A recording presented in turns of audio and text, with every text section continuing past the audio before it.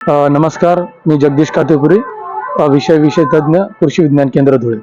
शेतकरी बंधूंनो, आता या वर्षी आपण जर बघितलं तर कपाशीच्या क्षेत्राच्या मागच्या याच्यापेक्षा या वर्षी मक्याचं क्षेत्र आपल्याला या वर्षी वाढलेलं दिसून येतं. तर शेतकरी बंधवांनी मक्याच्या संदर्भात आता लागवड केल्यानंतर 15 दिवसांनी आणि त्याच्यानंतर एक 25 दिवसांनी या पद्धतीने 2 फवारणी सुरुवातीला घेणं गरजेचं आहे.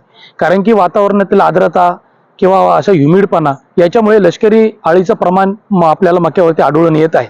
म्हणून शेतकरी बांधवांनी यासाठी सुरुवातीला हे जे काही मका आपला गुडघ्यापर्यंत किंवा त्याच्यानंतर कमरेपर्यंत असतानाच त्या ठिकाणी ही फवारणी होणं गरजेचं आहे, की जेणेकरून तिच्या आतमधील पोग्यामध्ये औषध पडेल आणि की जेणेकरून हे आपली जी काही लष्करी अळी हे लष्करी अळीचा आपल्याला नायनाट करता येईल. यासाठी शेतकरी बांधवांनी जे काही शिफारस केलेली जे काही कंपनीचे आहेत, ज्यात अलिका आहे, त्याच्यानंतर डेलिगेट्स असेल, त्याच्यानंतर कोलेनोट्रिनोफॉन असेल, ही सारखी जी काही औषधं आहेत, तर या औषधांचा लष्करी अळीच्या नियंत्रणासाठी आपण वापर करू शकता.